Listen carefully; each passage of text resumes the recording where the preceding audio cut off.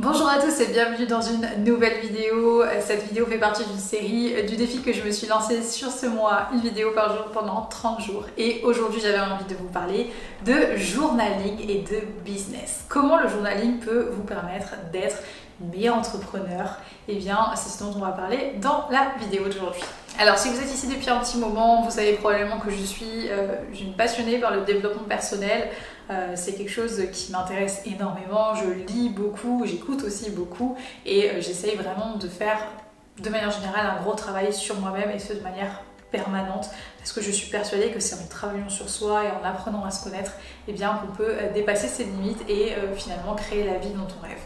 Aujourd'hui, j'avais envie de vous parler du journaling et de faire un petit focus sur cet outil parce que c'est un petit rituel qui peut vous faire beaucoup de bien et qui ne prend pas beaucoup de temps.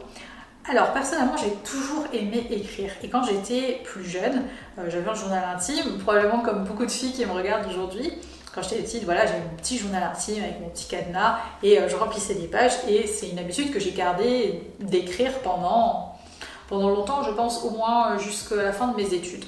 Et régulièrement, voilà, j'écrivais, alors pas tous les jours non plus, mais régulièrement j'écrivais dans mon journal. Et ça me permettait tout simplement de mettre sur papier tout ce que je pensais, tout ce que je ressentais, et mine de rien, c'était un véritable exutoire. Quand je suis entrée dans la vie active, c'est quelque chose que j'ai complètement mis de côté. Alors c'était pas volontaire, ça s'est fait vraiment naturellement avec le temps, et que j'ai fini par complètement oublier. Et puis, quand j'ai commencé à m'intéresser au développement personnel il y a quelques années, le journaling, ça fait vraiment partie des outils qui sont recommandés et qui font partie un peu des indispensables dans ce sujet-là. J'ai essayé différents formats et rien à faire, j'arrivais pas forcément à m'y remettre. Et puis, il y a quelques mois, j'ai traversé une phase un petit peu compliquée dans ma vie, perso et pro.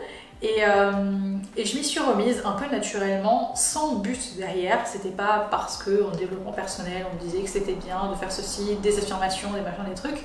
Non, c'était juste prendre un carnet et écrire. Voilà, comment je me sens aujourd'hui. L'objectif la manière dont je me suis remise à écrire, c'était ça en fait. C'était de me dire, ok, tous les jours, tu fais un petit compte rendu de comment tu te sens, juste pour voir comment ça évolue en fait, pour pouvoir revenir relire ce que j'écrivais et voir si il y avait de l'amélioration ou non dans mon état d'esprit. Et à ce sujet, je vous renvoie aussi à la vidéo comment rester positif quand tout va mal, dans laquelle je vous parle un petit peu plus de comment moi je réussis à surmonter ces moments où c'est pas trop facile pour moi. Et donc c'est comme ça que je me suis remise à avoir ce petit rituel. Donc je suis tombée sur un carnet en allant chez Emma et il m'a plu et je sais pas, je me suis dit allez Marie, fais-le.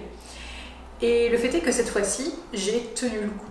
Je me suis pas lancée dans quelque chose de complexe. Je me suis pas dit tous les jours tu fais une liste de 10 choses pour lesquelles tu as de la gratitude parce que déjà pour être très honnête avec vous, dans cette période, dans cette phase où c'était très compliqué pour moi, je n'avais de gratitude pour pas grand chose parce que je voyais tout en noir en fait. J'étais tellement mal que je n'arrivais pas à voir de positif dans quoi que ce soit. Donc voilà, l'idée encore une fois de cette méthode là que moi j'ai utilisée, c'était juste de dire tous les jours tu fais un petit bilan, tu fais ta petite météo intérieure. Et ça a fonctionné. Non seulement j'ai tenu sur la durée pendant quasiment 2 mois, mais en plus ça m'a fait énormément de bien.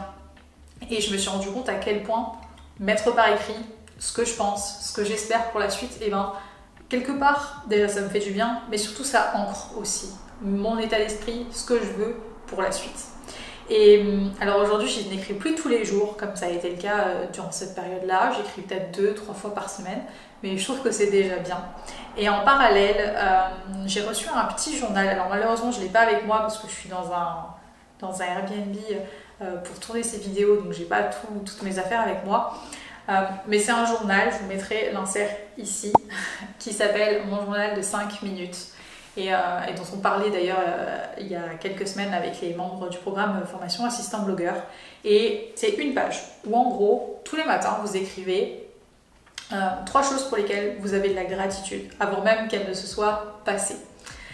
3 choses que vous allez faire pour rendre la journée extraordinaire et une affirmation. Donc à vous de voir comment vous voulez tourner et utiliser cette affirmation-là.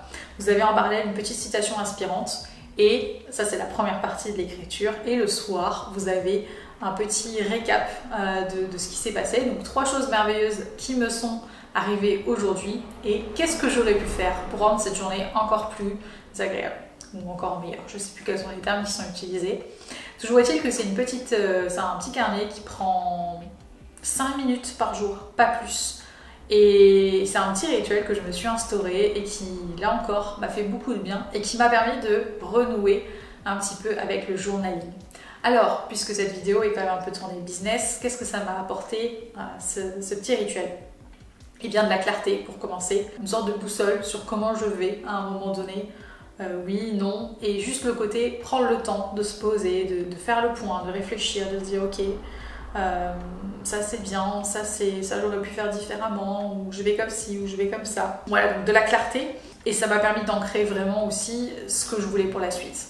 Et j'avais fait une vidéo sur les tableaux de visualisation, je vous la mettrai ici si ça vous intéresse.